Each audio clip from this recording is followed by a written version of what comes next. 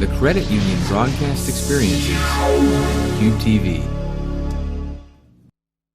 Hello, I'm Sean Wolbert. And I'm Gloria Ledoux. Bringing you the compliance outlook for the first quarter of 2015 and a review of the fourth quarter of 2014 at the CU Compliance Connection by InfoSight, only on Cube TV.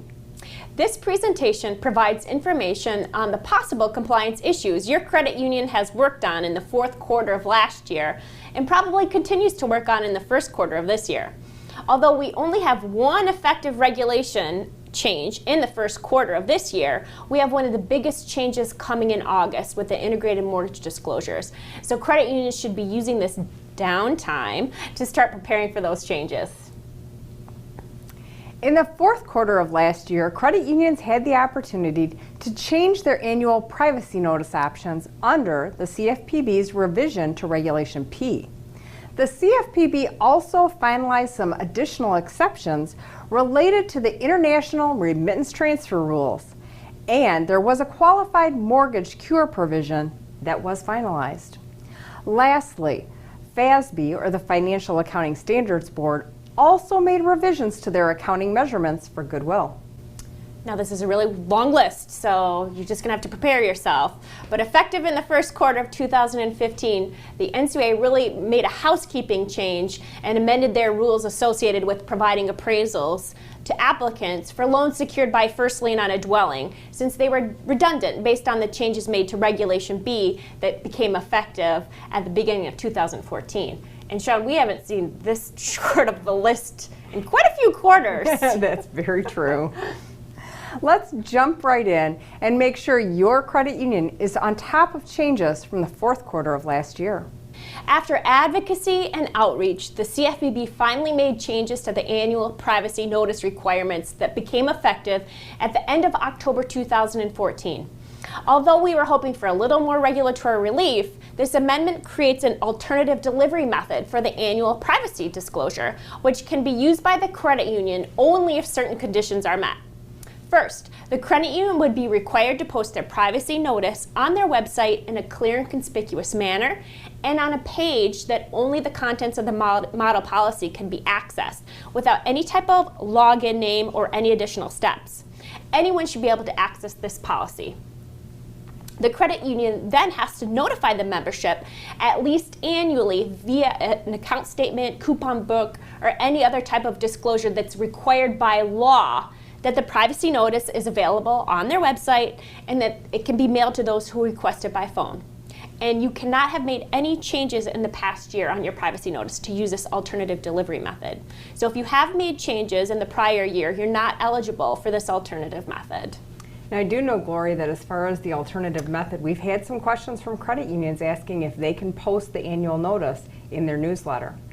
And that is not an option because it's not something that's required by law. That's correct. There are additional qualifications as well, which we have listed in the slide, including the restriction on the credit union sharing non-public personal information to non-affiliated third parties in a manner that triggers opt-out rights under the regulation, and that the credit union does not provide the opt-out notice required under the Fair Credit Reporting Act on their privacy notice. So credit unions need to carefully evaluate what opt-out options they provide on their privacy notice before utilizing this alternative method. Most of my credit union friends know that the International Remittance Transfer Rule is one of my favorites. I've been following numerous changes and revisions since it was first published by the CFPB. In these most recent amendments, the CFPB extended an exception that allows credit unions to estimate certain disclosures when exact information cannot be determined for reasons beyond their control. And we all know that there are lots of things that are out of their control at this point with these revisions, which is why we keep getting amendments to the time that they're allowed to utilize this. Yeah. This exception has been extended to July 2020. Thank goodness for that. Additional clarification also included that U.S. military installations abroad are considered to be located in a state for the purposes of this rule. Now, that would have been nice going into it, but it's good that they made the change now. Therefore, transfers to individuals and accounts located on U.S. military installations located abroad, as well as from individuals and their accounts located on U.S. military installations abroad to recipients here in the U.S., would be excluded from the remittance transfer rule. There was also some clarifying commentary that was included in these amendments related to the purpose of the account for determining coverage and the requirement for satisfying the provisions that the disclosures are provided in writing. While there hasn't been as many revisions as the international remittance transfer rules, it sure feels like the qualified mortgage rule come in a close second. The CFPB has amended Regulation Z to allow for a post-consummation cure provision for loans that exceed the points and fees limit for a qualified mortgage, so the safe harbor provisions of the regulations will still apply. Credit unions now have the ability to refund those points and fees that exceeded the applicable qualified mortgage limit at the time of consummation, with interest, so that the mortgage can be considered a qualified mortgage and have those protections. There are certain criteria that the loan must meet and certain policies and procedures that the credit union must have in place in order to utilize this cure provision. However, this is a benefit for credit unions who are originating qualified mortgages and later determined there was some type of error when they were calculating their points and fees. So as much as it's hard to review all these revisions coming out of the CFPB, it's nice that they are making some corrections that benefit the credit unions. The Financial Accounting Standards Board, or FASB, also made some amendments that allow for an accounting alternative for the subsequent measurement of goodwill. Goodwill is the residual asset recognized in a business combination after recognizing all other identifiable assets acquired and liabilities assumed according to FASB.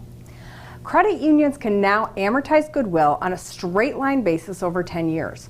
Or less than 10 years if they demonstrate that another useful life is more appropriate.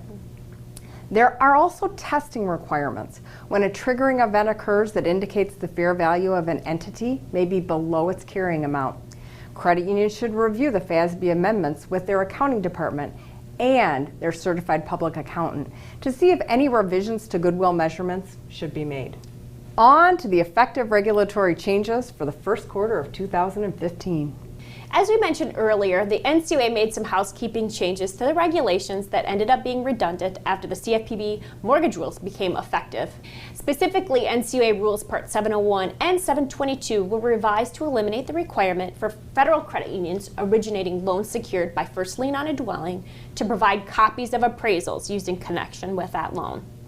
Since the Equal Credit Opportunity Act valuations rule became effective, credit unions were required to provide applicants for first lien loans on a dwelling with copies of appraisals, as with other written evaluations developed in connection with the application, whether or not the applicant requested those copies. So now they have to provide them. However, the change is that credit unions need to be aware of is that federal credit unions, the NCUA rules still require them for loans secured by a subordinate lien on a dwelling to make available to any requested member or applicant a copy of the appraisal used in connection with that application. And that goes for a period of 25 months after the applicant received notification from the credit union on the action taken or outcome of their application. So credit unions need to make sure that they have revised their policies and procedures to address these revisions. Yep. And that's it for our review of the end of 2014 and the beginning of 2015. Thank you for joining Gloria and I at the CU Compliance Connection. And stay tuned for future broadcasts on issues that may affect your credit union. We're here to help you on the CU Compliance Connection by InfoSite, only on Cube TV. Cube TV is powered by CU Solutions Group. Stay tuned.